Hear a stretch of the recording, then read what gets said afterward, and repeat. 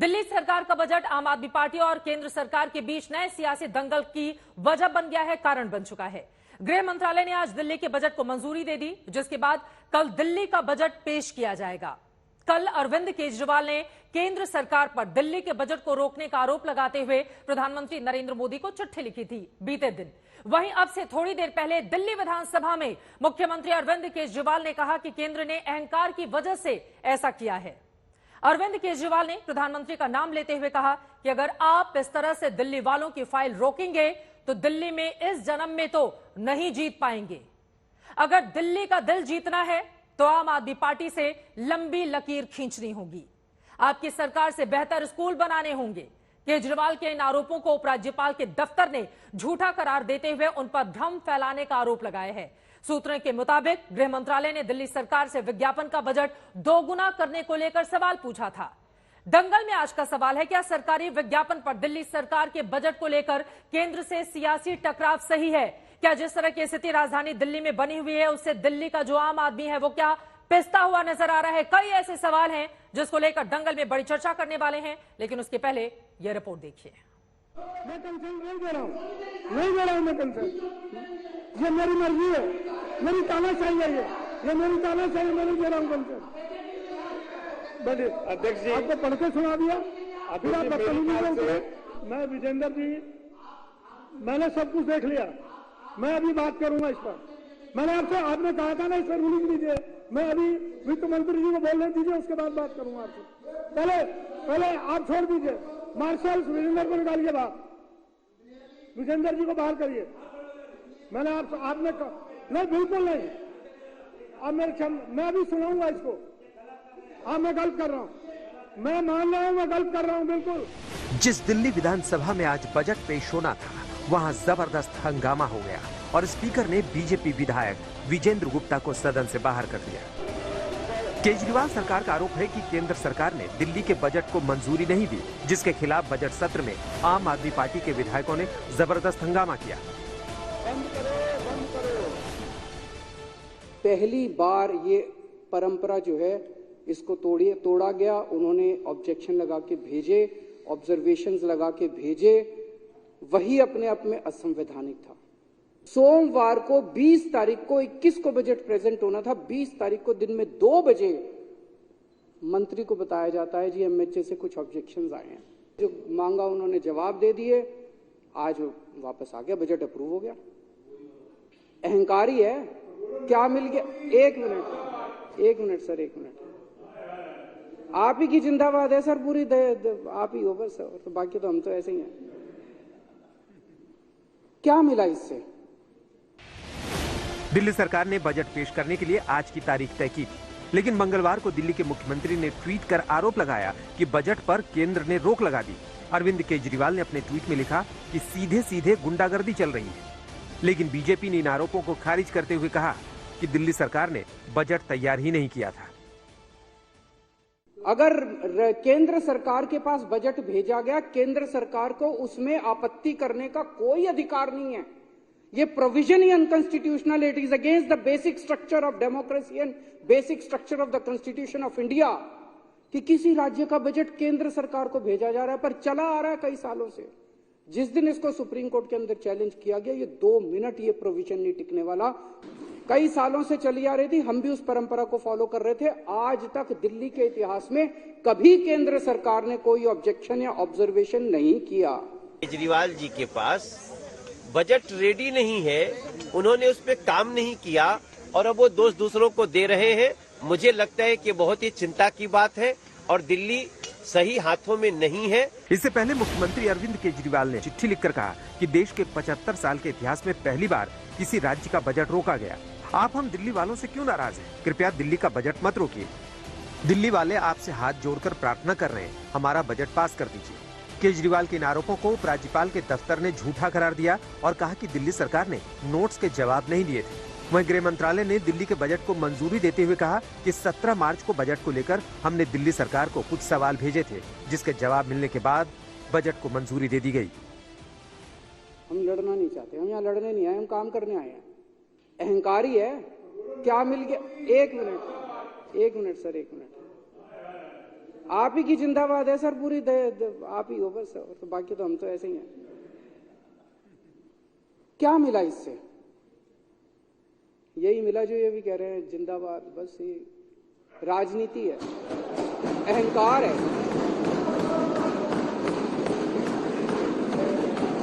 खुश हो गए वे केजरीवाल को झुका दिया। हाँ जी, हम तो हमेशा ही झुके हुए हैं। अहंकार सेटिस्फाई करने के अलावा कुछ हुआ? कुछ भी नहीं हुआ। Drama drama drama. ये अरविंद केजरीवाल जी और उनकी पार्टी का एक ही ध्येय, एक ही उद्देश्य है। वो बजट नहीं है, वो डेवलपमेंट नहीं है, इट इज ड्रामा। सूत्रों के मुताबिक गृह मंत्रालय ने केजरीवाल सरकार से विज्ञापन पर खर्च को लेकर सवाल पूछा कि दिल्ली सरकार विज्ञापन का बजट दोगुना क्यों कर रही है, लेकिन इसका जवाब केजरीवाल सरकार ने अब तक नहीं दिया। उसमें बजट के अंदर 20,000 करोड़ तो इंफ्रास्ट्रक्चर पे है, 500 करोड़ एडवर्टाइजिंग पे है। अब ये 520,000 से ज्यादा होता है, ये तो हमने नहीं सुना था। 500 करोड़ रुपए पिछली साल रखा था, 500 करोड़ रुपए इस साल रखा है। सेम है, सेम टू सेम है, कोई बढ़ाया नहीं हमने, एज इट इज बजट रखा है। दिल्ली से पंकज जैन के साथ आज तक ब्यूरो। 78,000 करोड़ का राजधानी दिल्ली का बजट है जो कल पेश किया जाएगा, लेकिन उसके ठीक पहले सियासत राजधानी दिल्ली की गर्मा चुकी है। इसी पर बातचीत करने के लिए दो बेहद खास मेहमान इस वक्त हमारे साथ जुड़े हुए हैं। दोनों का परिचय आपसे करवा देती हूं। सुधांशु त्रिवेदी जी राज्यसभा के सांसद, भारतीय जनता पार्टी के हमारे साथ जुड़े हुए हैं। हमारे साथ राघव चड्ढा जी, आम आदमी पार्टी के राज्यसभा सांसद इस वक्त मौजूद हैं। सुधांशु जी, शुरुआत आपसे ही करते हुए, अरविंद केजरीवाल ने अब से कुछ ही देर पहले सदन को संबोधित करते हुए ये कहा है कि दिल्ली के विकास को रोकने के लिए केंद्र सरकार जो षड्यंत्र कर रही है, इस जन्म में ऐसी हरकतें करके आप कतई जीत नहीं पाएंगे और दिल्ली का बजट रोक कर रखा गया, दिल्ली वालों के खिलाफ साजिश की गई बीजेपी की ओर से। क्या है इस पर जवाब आपका? देखिए, अरविंद केजरीवाल जी और आम आदमी पार्टी की यह फितरत है कि क्या उन्होंने इस तरह का बयान पहली बार दिया है? जैसे उन्होंने कहा अहंकार, अरे अहंकार का विषय नहीं है, यहां विषय तो कलाकार का है। हमेशा इसी प्रकार की कोई ना कोई बात करते रहना और विषय से ध्यान भटकाने का प्रयास करना। मुख्य कारण यह है कि आम आदमी पार्टी की सरकार अनेकानेक आरोपों में भ्रष्टाचार के आकंठ डूबती जा रही है। इनके 2 मंत्री जेल में गए और उनको किसी भी प्रकार की कानूनी राहत नहीं मिली है। इस कारण से उन्हें लग रहा है कि अब आगे उनके लिए अनेक प्रकार की चुनौतियां हैं। इसी कारण से इस विषय के ऊपर वो व्यर्थ का विवाद बनाकर रखना चाहते हैं। और वैसे अगर बहुत टेक्निकल बात करें तो भाई समाचार में तो, मीडिया में तो इस ढंग की खबर आई कि इनके वित्त मंत्री ने पहले ही बोल दिया कि कैपिटल एक्सपेंडिचर इतना है और इतना विज्ञापन के ऊपर है। अरे बजट के फ्लोर ऑफ द हाउस पे आने से पहले क्या कोई वित्त मंत्री बजट के अंदर का कोई डिटेल बोल सकता है क्या? मेरे विचार से तो यह घनघोर असंवैधानिक विषय है। परंतु आम आदमी पार्टी की शुरू से एक फितरत रही है, हर असंवैधानिकता को नैतिकता दिखाने का प्रयास करो और हर अपनी कमी के लिए नाटकीयता दिखाने का प्रयास करो। अब याद करिए, ये वही पार्टी है ना जिसके 62 एमएलए हैं, 90% का बहुमत है जी। फिर इन्होंने प्रस्ताव पारित किया कि हमारे एमएलए टूटेंगे नहीं और हमारे खरीदे जा रहे हैं वगैरह वगैरह, अपने आप विश्वास प्रस्ताव पारित करवाया। तो आप सोचिए, अगर इनकी आधी पार्टी टूट जाए, चूंकि अब दल बदल विधेयक के अनुसार तो 2/3 टूट सकते हैं, यानी ये मान रहे हैं क्या कि इनके 62 में से 42 टूट जाएं। ऐसी हास्यास्पद स्थिति मेरे विचार से भारत के इतिहास में कभी नहीं हुआ होगा। जिसके पास सदन में 90% का बहुमत हो, वो बगैर किसी आरोप के खामखा में अपनी तरफ से, मतलब विपक्ष ने नहीं कहा कि विश्वास मत लाइए, मैं विश्वास मत ला रहा हूं। विश्वास मत भी कई बार सरकारें अपने आप लाती हैं जो मार्जिन पे होती हैं। आज बजट के संदर्भ में भी उन्होंने यही करने का प्रयास किया और जिस प्रकार की जानकारियां आई हैं पब्लिक डोमेन में, उसके अनुसार 17 तारीख को आ गया था। इन्होंने रिप्लाई कल शाम को दिया, त्वरित गति के साथ एलजी ने उसको शाम को विद इन फ्यू मिनट, मतलब आधे पौन घंटे में अप्रूव करके भेज दिया। दोपहर होते होते गृह मंत्रालय से भी जवाब आ गया। अब इसके बाद भी इनके पास टेक्निकली कहने के लिए क्या है?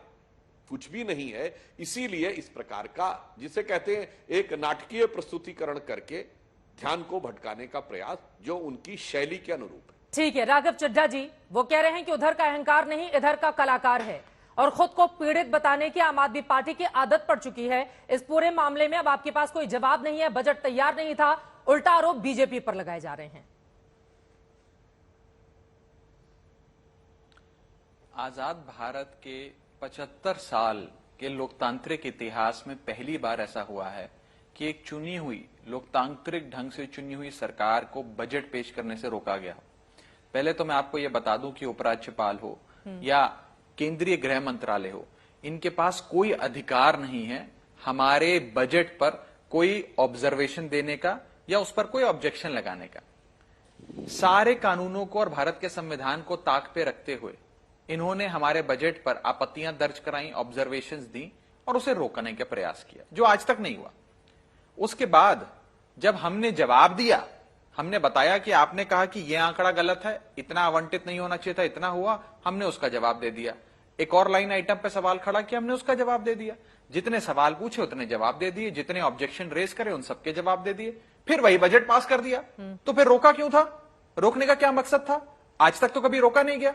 अब 3-4 टेक्निकल चीजें समझ लीजिए।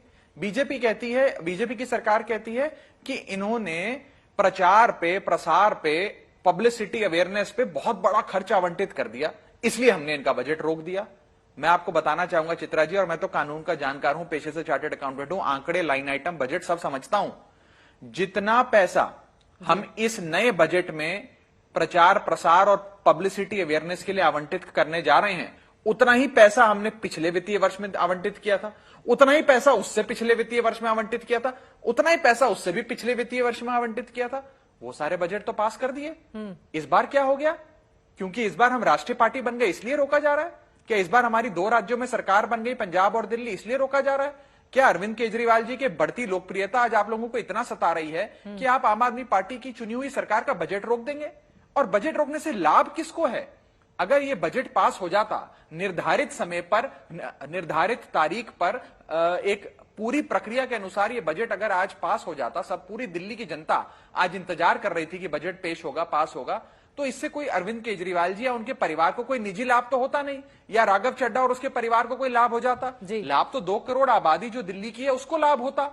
आज तक कभी इतिहास में यह नहीं हुआ। दूसरी चीज सुन लीजिए, आज अगर ये बजट पास हो जाता तो सारे डॉक्टरों को पैसे टाइम पे मिलते, नर्सों की पगार सही समय मिलती, सफाई कर्मचारी के हाथ पैसा पहुंचता, दवा, दवाई, इलाज का खर्चा होता, तमाम तरीके के इंफ्रास्ट्रक्चर प्रोजेक्ट्स होते हैं, उस पर पैसा खर्च होता। किसी पार्टी या किसी नेता की जेब में तो ये पैसा जाता नहीं है, आपने क्यों रोका? दूसरी चीज मैं आपसे पूछना चाहूंगा, जब आपका मकसद इस बजट को रोकना नहीं था, अंत में आपने पास कर दिया, आपको हरी झंडी दिखानी पड़ी, क्योंकि भारत का संविधान से आप प्रतिबद्ध हैं हमें हरी झंडी दिखाने के लिए, तो फिर आपने रोका क्यों? क्या सिर्फ सियासत आपका मकसद है? सिर्फ राजनीति आपका मकसद है? क्या बस यही मकसद है कि केजरीवाल से हाथ जोड़कर दंडवत करवाओ, उनसे उनका सर झुकवाओ? इतना अहंकार, इतनी ईगो, इतनी एरोगेंस प्रजातंत्र के लिए ठीक नहीं है। आप बड़े दिल के बनिए, इतनी बड़ी पार्टी चला रहे हैं आप लोग, प्रचंड बहुमत की केंद्र में सरकार है, बड़ा दिल करिए और तमाम राज्य और राज्य सरकारों को साथ लेकर चलिए। ये जो नीति है चित्रा जी कि अगर गैर भाजपा राज्य में, गैर भाजपा पार्टी की राज्य में सरकार बन जाए तो सरकार को ना चलने दो। पंजाब में भी यही हुआ था चित्रा जी। पंजाब में हमने गवर्नर से बजट सत्र बुलाने की अनुमति के लिए उनको पत्र लिखा, बकायदा पंजाब कैबिनेट ने रेजोल्यूशन पास कर दिया, गवर्नर ने अनुमति देने से मना कर दिया। आज तक कभी भारत के इतिहास में ऐसा नहीं हुआ कि बजट सत्र बुलाने की अनुमति ना दे गवर्नर। गवर्नर की कोई हस्तक्षेप की शक्ति, अधिकार नहीं है। हमें सुप्रीम कोर्ट का दरवाजा खटखटाना पड़ा, सुप्रीम कोर्ट से पंजाब के गवर्नर को लतार पड़ी, उसके बाद इन लोगों ने हमें पंजाब में बजट सत्र बुलाने की अनुमति दी। सुधांशु जी, एक-एक करके मैं सुधांशु जी से पूछना चाहता हूं, एक-एक करके उनके सवालों का जवाब दीजिए। क्या मकसद था? सिर्फ हमें झुकाना मकसद था? बजट रोक कर क्यों रखा आप लोगों ने? और यकीनन इससे तो दिल्ली की जनता का ही नुकसान है। और फिर वो कह रहे हैं अरविंद केजरीवाल की लोकप्रियता इतनी तेजी से बढ़ रही है जिससे बीजेपी डर गई है, इसीलिए परेशान कर रही है आपकी सरकार को। देखिए, सारी बातों का उत्तर देता हूं। पहली बात, इन्होंने ये कहा कि बजट रोका। अरे रोका तो होता है कि रोक दिया। केवल 2 प्रश्न पूछ लेने को रोका कहना, यह कितना प्रकार का दुष्प्रचार है, यह कोई भी व्यक्ति आसानी से समझ सकता है। अगर 17 तारीख को 2 प्रश्न पूछे गए थे, यही जवाब 17 को दिया जा सकता था। 3 दिन तक क्यों आपने उस फाइल को अपने पास रखा? यदि आपके पास, जैसे इन्होंने कहा, राघव चड्ढा जी अकाउंटेंसी के अच्छे एक्सपर्ट हैं, तुरंत जवाब दिया सकता था। अगर एलजी ने आधे घंटे में फाइल क्लियर कर दी, 1-1.5 घंटे के अंदर गृह मंत्रालय से क्लियर होके आ गई तो घंटे भर के अंदर दिल्ली सरकार से भी जवाब जा सकता था। 3 दिन तक सवाल पूछ लो तो सब रोक दिया गया। इसे अहंकार कहते हैं। और जहां तक संवैधानिकता का जो ज्ञान देने का प्रयास आम आदमी पार्टी करे तो मैं याद दिलाना चाहता हूं, क्या केंद्रीय पार्लियामेंट से पारित किसी भी एक्ट को किसी राज्य की विधानसभा उसके खिलाफ एक्ट पास कर सकती है? नहीं, मगर आपने किया किसान आंदोलन में। यह बताइए, सीए एनआरसी का विषय पार्लियामेंट से पास है और राज्य विधानसभाएं उसके खिलाफ प्रस्ताव पारित कर रही, यह संवैधानिक है या नहीं? तीसरा विषय नागरिकता का विषय और किसी विदेशी नागरिक को नागरिकता देने का विषय राज्य के कहीं दूर दूर तक अधिकार में नहीं है। दिल्ली तो चलिए पूर्ण राज्य नहीं है, पूर्ण राज्य का भी अधिकार नहीं है, इसके बावजूद ये प्रस्ताव पारित करते विधानसभाओं में। अब बताइए कितना बड़ा माखौल उड़ाते हैं, असंवैधानिक कार्य स्वयं करते हैं और फिर आकर यहां पर संविधान की दुहाई देने का प्रयास करते हैं। अब यदि इसी विषय के ऊपर देखें, अब कितना सत्य बोलते हैं कितना असत्य, उसका प्रमाण देख लीजिए। ये वही सरकार है जिसने आकर जब सेकेंड वेव चरम पे थी, कितने पर डे प्रेस कॉन्फ्रेंस करते थे केजरीवाल जी, ऑक्सीजन की कमी है, ऑक्सीजन की कमी है और इतना चाहिए, इतने लोग डेथ हो गई। अगर हम पूछे इनसे अपने अस्पतालों का डिक्टेट बता दें कितने लोगों की ऑक्सीजन की कमी से मृत्यु हुई। अब तो बात 2 साल पुरानी हो गई, दिखा दे। कोई डाटा ही नहीं दिया। जब केंद्र सरकार ने पूछा तो इनकी क्या किसी राज्य सरकार ने कोई डाटा नहीं दिया, मगर सबसे ज्यादा आके टीवी पर ये बोले थे।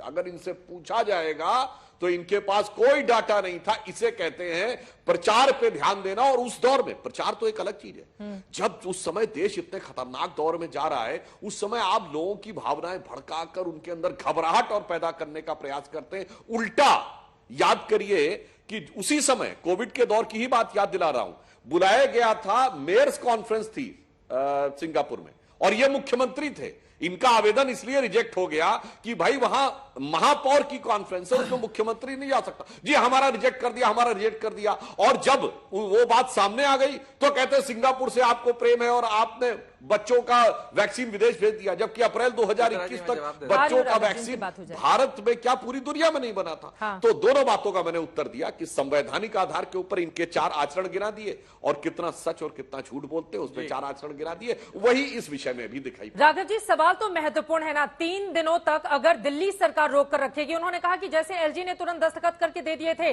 और कुछ क्वेश्चन लगा दिए थे, नोट्स पूछ लिए थे, वैसे ही रिप्लाई आप लोगों की ओर से कर दिया जाता, उसको होल्ड करके दिल्ली की आम आदमी पार्टी की सरकार ने क्यों रखा? इतना टाइम क्यों लग गया आप लोगों को जवाब देने में? और जब उधर से जवाब देरी से आएगा तो यकीनन बजट लटकेगा। मेरे राज्यसभा में मेरे साथी सुधांशु जी एक बहुत ही चालाक प्रवक्ता हैं। उन्होंने दिल्ली के बजट पे बात नहीं करी। इन्होंने क्यों फाइल रोकी, क्यों बजट को रोकने का प्रयास किया, दिल्ली वालों के लिए कल्याणकारी बजट पे क्यों रोक लगाई, उस पर जवाब नहीं दिया। ये सीए एनआरसी पे चले गए, ये सिंगापुर की मेयर कॉन्फ्रेंस पे चले गए और कोविड-19 पे और ऑक्सीजन पे चले गए। मैं विषय से नहीं भटकूंगा, आपका व्यूअर भी चाहता है कि विषय पे चर्चा हो, विषय पे रहूंगा। आपने अच्छा सवाल पूछा कि 3 दिन तक क्या हुआ। दिल्ली के अंदर जो मुख्य सचिव हैं, मुख्य सचिव केंद्र सरकार नियुक्त करती है एक नीति के तहत, जो अभी सुप्रीम कोर्ट में जो मामला निलंबित है। मुख्य सचिव वही शख्स हैं जो रोज एफआईआर कराते हैं आम आदमी पार्टी के मंत्रियों के खिलाफ, मनीष सिसोदिया के खिलाफ, सत्येंद्र जैन के खिलाफ, अरविंद केजरीवाल के खिलाफ। मुख्य सचिव वही शख्स हैं जो सीबीआई ईडी में रोज पत्र लिखते हैं हमारी सरकार के खिलाफ, क्योंकि वो बीजेपी के आदमी हैं। अब केंद्र सरकार को पिछले 11 दिन से हमारे बजट के बारे में पता था। 11 दिन पहले हमने केंद्र सरकार को बजट दे दिया था। हाँ। 11 दिन तक केंद्र सरकार सोती रही। बजट से 1-2 दिन पहले उन्होंने मुख्य सचिव को यह बजट भेज दिया। मुख्य सचिव ने वो दबाए रखा, 21 तारीख को पेश किया, जिस दिन 21 तारीख को बजट पेश होना था। क्यों नहीं आपके मुख्य सचिव ने मंत्री को यह दिखाया? और अगर आपको किसी चीज पे कोई ऑब्जेक्शन थी, आपत्ति थी, तो आप सीधा मुख्यमंत्री से बात करते, सीधा वित्त मंत्री से बात करते। मुख्य सचिव सरकार चलाएगा कि मुख्यमंत्री सरकार चलाएंगे? दूसरी चीज, ये बड़ी शातिर है बीजेपी, मुद्दे से भटकती है।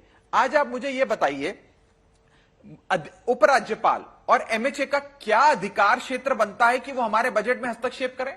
आपने खुद कहा कि बजट सीक्रेट डॉक्यूमेंट है, अच्छी बात कही। बजट की गोपनीयता को भंग करने का किसी को अधिकार नहीं है। तो फिर केंद्र सरकार के पास कैसे अधिकार है, या केंद्र सरकार में बैठे किसी बाबू के पास क्या अधिकार कि वो चुनी हुई सरकार के बजट पर पूरा विश्लेषण करे और ऑब्जेक्शन रेज करे? कौन से संविधान के प्रावधान के तहत ये हो रहा है? आज तक तो हुआ नहीं। आप करना क्या चाहते हैं? ठीक है। दूसरी चीज मैं बताना चाहता हूं आपको, आज आप लोग बहुत ज्यादा खुश होते हैं, बीजेपी वाले अपनी छाती पीटते हैं, हम भी बहुत खुश होते हैं, हमारा भी देश है भारत देश, कि हमें G20 की प्रेसिडेंसी मिली है।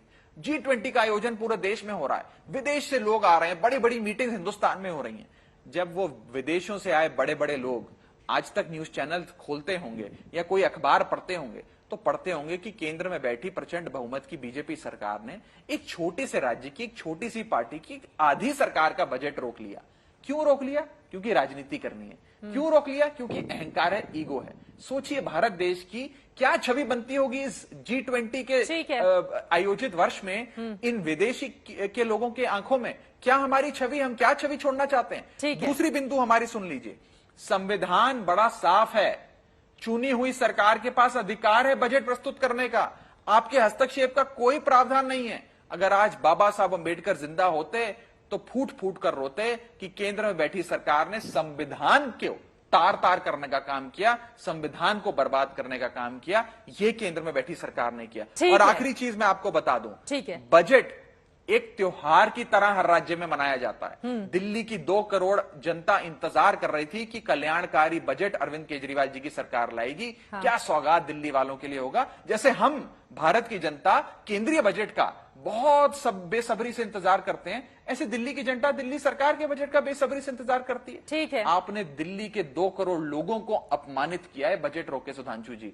ये अपमान आम आदमी पार्टी का नहीं है, आम आदमी पार्टी के किसी नेता का नहीं है, दिल्ली के 2 करोड़ आवाम का अपमान है। और अंत में मैं आपको ये कह दूं, आज प्रचार की बात होती है कि प्रचार पे खर्च हो रहा है, प्रचार पे मात्र 500 करोड़ रुपए का आवंटन है। कैपिटल एक्सपेंडिचर इंफ्रास्ट्रक्चर पे 22,000 करोड़ का आवंटन है।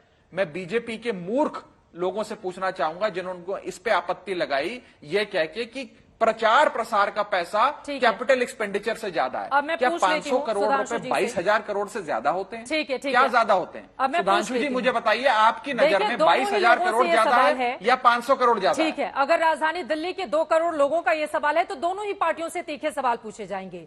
एक वो कि बजट क्यों इस तरह से होल्ड करके रखा, और अगर 78,000 करोड़ का बजट है, 550 करोड़ रुपए विज्ञापन पर खर्च किए जा रहे हैं, तो उस तरह से सवालों की लंबी फहरिस्त क्यों? तो वहीं आम आदमी पार्टी से भी ये सवाल पूछे जाएंगे कि आज तो आपके पास पूरा दिन था, आज बजट पेश कर लेते, आज आप प्रधानमंत्री पर भाषण देने के लिए तो सदन में आ गए, लेकिन बजट पेश करने के लिए कल तक का दिल्ली वालों को इंतजार करना पड़ेगा। तो थोड़ा इस दायरे को आगे बढ़ाते हैं, आरोप प्रत्यारोप से ऊपर जाते हैं। चित्रा जी वो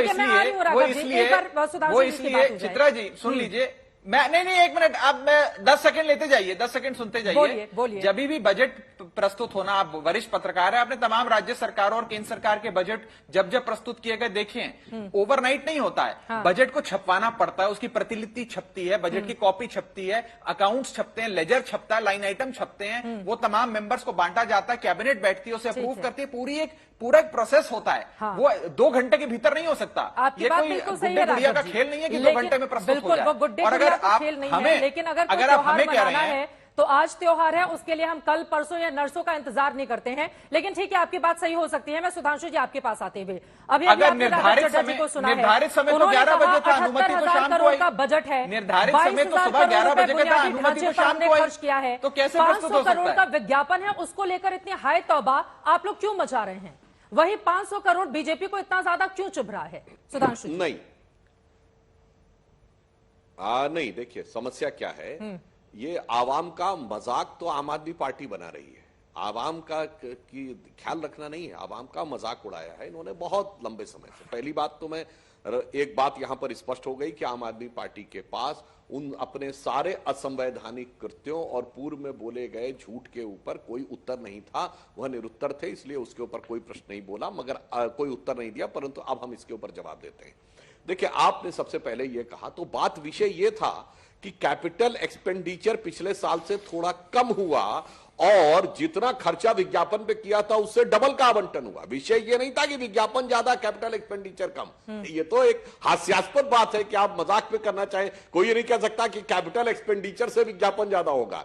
कैपिटल एक्सपेंडिचर में कमी प्रतिशत की दृष्टि से, वो भी आप संख्या में नहीं कहेंगे, कैपिटल एक्सपेंडिचर तो बहुत होता है, और विज्ञापन में बढ़ोतरी यह दर्शाता है कि मूलभूत आधारभूत कामों को करने से अधिक रुचि प्रचार प्रसार करने में है। इसीलिए मैंने यह बात कही थी कि जिस बात का आप बार बार प्रचार करते थे कि ऑक्सीजन की कमी से ये हुआ, जिसके लिए बाद में आपने एक भी व्यक्ति का सत्यापित प्रमाण पत्र नहीं दिया कि ऑक्सीजन की कमी से डेथ हुई है, इस बात के लिए प्रमाणित था कि आप क्या करने का प्रयास कर रहे थे। अब इसीलिए हम आपसे यह कहना चाहते हैं कि आज की स्थिति में आपने जो कहा ठीक है, मैंने मान लिया, पर ये बताइए, हमने तो रात तक विधानसभा को चलते देखा है।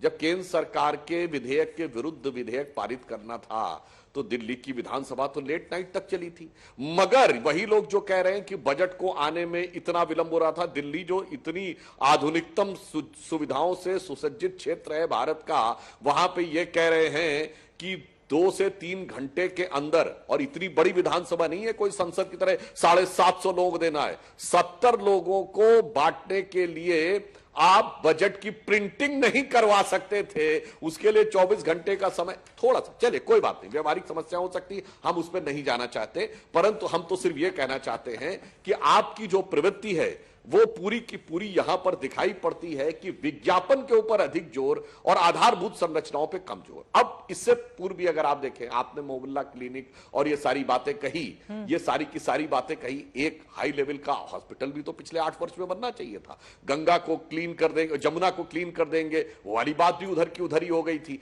इसीलिए आपकी जो टेंडेंसी है उससे लगता है कि आप बार बार इन सारी जवाब देना केवल एक नाटकीय आवरण बनाकर रखना चाहते हैं, यथार्थ की बात का जवाब नहीं देना चाहते।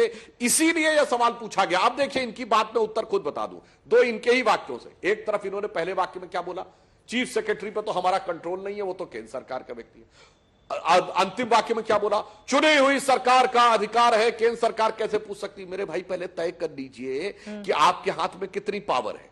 जब आपको यह कहना हो कि ब्यूरोक्रेसी पे कंट्रोल केंद्र सरकार का है तो आप बन जाते, मैं तो पूर्ण राज्य हूं नहीं, क्योंकि मेरे हाथ में ताकत नहीं थी, इसलिए उनके हाथ में है। और जब आपको राजनीतिक नाटकीयता करनी हो तो अचानक आप चुनी हुई सरकार बन जाते हैं, जैसे कि पूर्ण राज्य में हो। वैसे पूर्ण राज्य में जहां चुनी हुई सरकार आई है वहां कानून व्यवस्था की क्या हालत हुई है वो पूरा देश देख रहा है। ऐसा प्रतीत होता है जैसे बंदर के हाथ में उस्तरा आ गया हो, उस जंग से पंजाब लहूलुहान हो रहा है। तो अब आपके पास बचाव का स्कोप नहीं है, आधी सरकार भी आपके पास है, पूर्ण सरकार भी आपके। राघव चड्ढा जी जवाब दीजिए। ठीक है, उन्होंने कई महत्वपूर्ण मुद्दों को लेकर आप पर सवाल उठाए हैं और ये तो जेन्युइन सवाल है। वो हालांकि इसको होल्ड कर गए, लेकिन रात तक विधानसभा चल जाती। कम से कम आप कह रहे हैं कि दिल्ली के लोगों में कुछ लोगों की सैलरी लुट गई, तो रात के 12 बजे के बाद कम से कम सबके पास मैसेजेस आ जाते, या सुबह सुबह 8 बजे के बाद। उसको कर पाने में कामयाबी तो नहीं मिली ना। अगर हम सिर्फ निशाना साधेंगे और इस तरह से बताते रहेंगे केंद्र ने ये नहीं दिया, राजधानी दिल्ली पूर्ण राज्य नहीं है, इस बात को समझना होगा राघव चड्ढा जी। और हर बात का ठीकरा क्या केंद्र सरकार पर फोड़ना सही है? राघव चड्ढा जी, ये तो कमाल के ही सवाल हैं चित्रा जी आपके, कि 11 दिन तक हमारे बजट की प्रतिलिपि पर केंद्र सरकार बैठी रही, अधिकार क्षेत्र के बाहर जाते हुए असंवैधानिक कार्य का परिचय देते हुए हमारे बजट पे उन्होंने रोक लगा दी। सवाल उनसे नहीं, सवाल हमसे किए जा रहे हैं कि अब रात को प्रस्तुत कर दें, आज रात को विधानसभा चला लें। सवाल आप हमसे पूछ रही हैं, सवाल तो सुधांशु जी से पूछा जाना चाहिए। खैर, मैं जवाब दे देता हूं। आज सुबह 11 बजे बजट प्रस्तुत होना था, भारतीय जनता पार्टी की सरकार ने हमारे बजट को रोक लिया। आज देर शाम उसकी अनुमति आई है, कल सुबह सुबह बजट प्रस्तुत करके बजट को पास कर देंगे। वित्तीय वर्ष की शुरुआत 1 अप्रैल 2023 से होगी। अरविंद केजरीवाल जी किसी की वेतन, किसी की सैलरी, किसी का खर्च, किसी प्रकार की कोई कल्याणकारी योजना को रोकने नहीं देंगे। बीजेपी के लोग जितने बाण चलाते हैं अरविंद केजरीवाल पे, अरविंद केजरीवाल वो सारे बाण अपनी छाती पे सहते हैं। एक भी बाण और लड़ाई की एक भी छींट अपने 2 करोड़ दिल्ली वालों पर नहीं पड़ने देते, आगे भी नहीं पड़ने देंगे, छाती पे सहेंगे। नंबर 2, आपने कुछ मुख्य सवाल पूछे, मैं एक एक करके सबका जवाब दे देता हूं। सुधांशु जी ने 2 मुख्य कारण बताए हमारा बजट रोकने का। पहला, उन्होंने कहा कि हमने प्रचार प्रसार में बहुत खर्चे में बढ़ोतरी कर दी। ये तो सरासर झूठ है, क्योंकि प्रचार प्रसार में तो जितना वित्तीय वर्ष इस वित्तीय वर्ष में आवंटित हमने किया उतना ही पिछले साल किया था, उससे पहले भी उतना ही किया था, उससे पहले भी इतना किया था। यहां तक कि जो महंगाई की दर होती है, इन्फ्लेशन इंडेक्स जिसे कहते हैं, उसके अनुरूप भी प्रचार प्रसार के पैसे को नहीं बढ़ाया जो बढ़ना चाहिए। जैसे आपकी पगार अगर 1 लाख रुपए महीना है तो हर साल 7% या 8% से आपकी पगार बढ़ती है, क्योंकि देश की महंगाई उस दर से बढ़ रही है। हमने तो उस दर से भी प्रचार प्रसार का पैसा नहीं बढ़ाया, एक फूटी कौड़ी नहीं बढ़ाई। जितना पुराने वित्तीय वर्षों में था उतना ही इसी वित्तीय वर्ष में। तो फिर भैया क्यों रोका आपने हमारा बजट? दूसरा इन्होंने जवाब दिया कि हमने बजट इसलिए रोक दिया क्योंकि कैपिटल एक्सपेंडिचर आपने बहुत भारी तादाद में कम कर दिया, इंफ्रास्ट्रक्चर पे खर्चा बंद कर दिया। 78,000 करोड़ में से 22,000 करोड़ रुपए कैपिटल एक्सपेंडिचर है, जो अभी तक के ये तो 3 बार आप बता चुके हैं राघव चड्ढा जी। हाँ ठीक है, अब मेरा सवाल सर सुन दिल्ली के इतिहास में सबसे ज्यादा ठीक है, लेकिन वही सवाल अब मैं फिर से आ जाती हूँ। राघव जी एक सेकंड में आ जाती हूँ। 22,000 करोड़ रुपए आप 3 बार बता चुके हैं कि बुनियादी ढांचे पर खर्च किया जा रहा है। आपने बार बार इस बात पर आम आदमी पार्टी की सरकार ने जोर दिया, दिल्ली वालों का पैसा रोक लिया, सैलरी कैसे जाएगी, कल सैलरी देनी है, सैलरी कैसे जाएगी? सर वित्त वर्ष की शुरुआत कब से हो रही है? आपने खुद ही जिक्र किया। तो बार बार इस बात को लेकर लोगों के सामने जाना कि जैसे आज ही पैसा देना था, सरकार की ओर से पैसा नहीं आया, इस वजह से पैसा जा नहीं सकता है। सर ये दोनों ही चीजें तो नहीं चलेंगी ना राघव चड्ढा जी? मैं बता देता हूँ जी। आपने ही अपनी बात को खारिज सारे सवाल हमसे पूछिए, पाप तो हम ही करते हैं, बीजेपी। अरे मैं पूछ लूंगी, बीजेपी को बरी कर आपको ही दे रहे हैं, बीजेपी को बुलाइए मत बहस में, सारे सवाल मुझे से करिए, मुझसे फिर 1-to-1 इंटरव्यू करिए ना चित्रा जी, फिर सुधांशु जी को क्यों बुलाया है? आप सारे दिक्कत सवाल पूछिए आप लोगों के साथ। कोई नहीं, मुझे आपके सवालों से कोई परहेज नहीं, मैं सीधा जवाब दूंगा। मैं सीधा जवाब दूंगा। आपने मुझसे सवाल पूछा कि भाई 1 अप्रैल से वित्तीय वर्ष शुरू हो रहा है, क्योंकि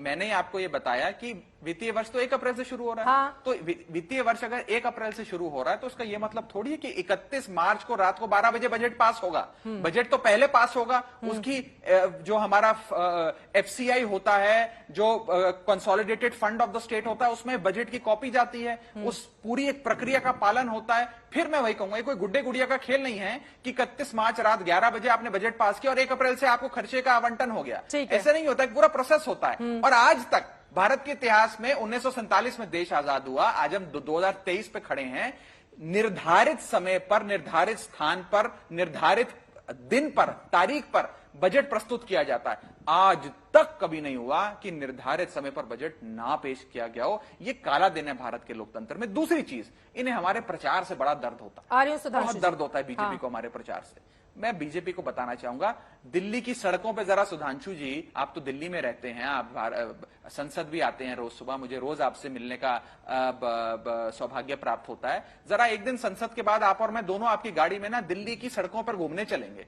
सिर्फ आपको उत्तर प्रदेश के बीजेपी के मुख्यमंत्री योगी आदित्यनाथ, या मध्य प्रदेश के बीजेपी के मुख्यमंत्री शिवराज सिंह चौहान, या हरियाणा के बीजेपी के मुख्यमंत्री मनोहर लाल खट्टर की फोटो और होर्डिंग नजर आएगी, या प्रधानमंत्री जी, गृह मंत्री जी की, अरविंद केजरीवाल की फोटो नजर नहीं आएगी। सारा प्रचार प्रसार आप ही करते हैं। बताइए भाई, यूपी के मुख्यमंत्री दिल्ली में क्यों प्रचार कर रहे हैं? वो तो यूपी में, मध्य प्रदेश के मुख्यमंत्री और हरियाणा के मुख्यमंत्री दिल्ली में क्यों अपनी होर्डिंग लगाते हैं? अपने अपने राज्यों में लगाए, दिल्ली का मुख्यमंत्री अपने राज्य में लगाए।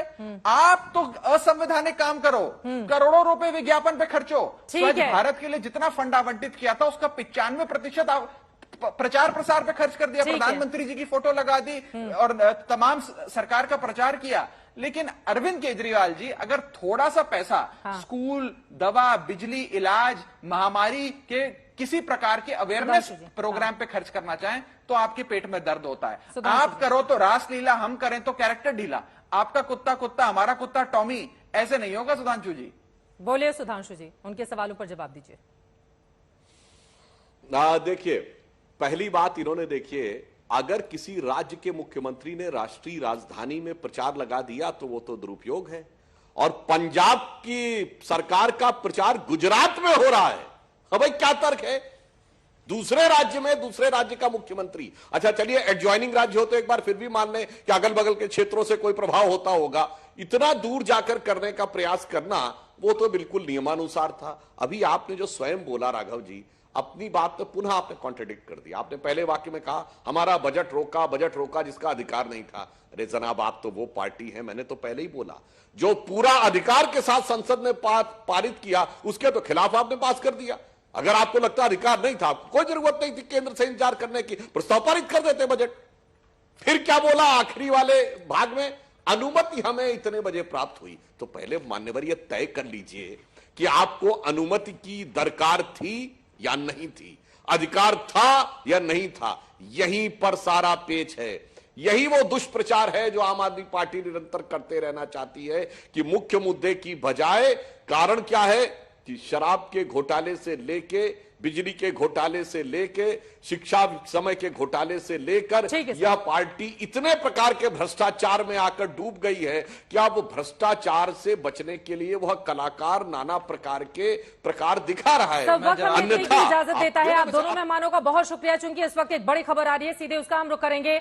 अमृतपाल की एक नई तस्वीरें सामने आई हैं। आपको बता दें, लगातार पंजाब की पुलिस जिस शख्स को ढूंढ रही है, ये देखिए, ये तस्वीर आपके सामने है। आज तक के पास ये एक्सक्लूसिव तस्वीर है, अमृतपाल इसमें नजर आ रहा है। इसके पहले भी हमने आपको 2 अलग अलग तस्वीरें दिखाई थी, जिनमें 3 गाड़ियां जा रही थी, जिसमें से एक गुलाबी रंग की पगड़ी के साथ अमृतपाल बैठा हुआ था। ये नई तस्वीर सामने आई है, अमृतपाल की एक्सक्लूसिव तस्वीरें इस वक्त आज तक पर आप देख रहे हैं। खालिस्तान का ये वही पोस्टर बॉय है जिसको लेकर लगातार पंजाब की पुलिस इस शख्स को पकड़ने में लगी हुई है। आज तक के पास ये एक्सक्लूसिव तस्वीरें इस वक्त टीवी स्क्रीन पर आप देख रहे हैं। इसको लेकर सियासत भी जोरों पर है, लेकिन इन सब के बीच ये शख्स पकड़ में कब आएगा, ये बड़ा सवाल इस वक्त बना हुआ है।